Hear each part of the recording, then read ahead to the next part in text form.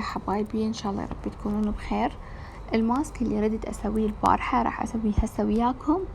كل اللي نحتاجه مثل ما مبين عندكم بالصورة.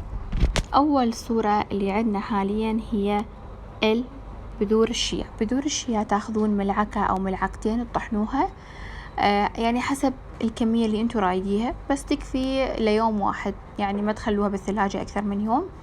تخلون ملعقة او ملعقتين تطحنوها إذا عندكم جهاز يطحن أو طاحونة أو طاحونة يدوية عفوا. المهم تنطحن، تتخلى فوق بذور الشيا ثاني منتج أو ثاني نوع هو اللبن.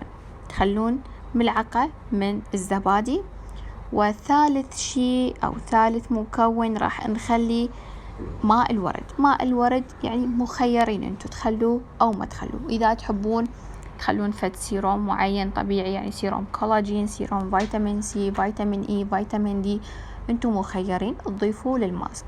هذا الماسك راح يجدد الكولاجين بالبشرة، راح يعزز النضارة بالبشرة، راح تشوفون نتائج كلش حلوة عليه بالاستمرارية. استعملوه كل يوم مرة، يعني مو تستعملوه بين يوم ويوم، لا، هذا راح ينطي زيادة ويعزز الكولاجين بالبشرة.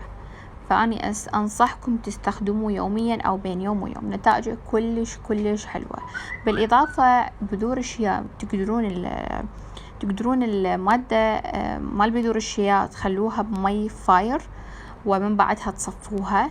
اللي يتصفى من بذور الشيا تقدرون تستخدموه كماسك للشعر، كلش حلو.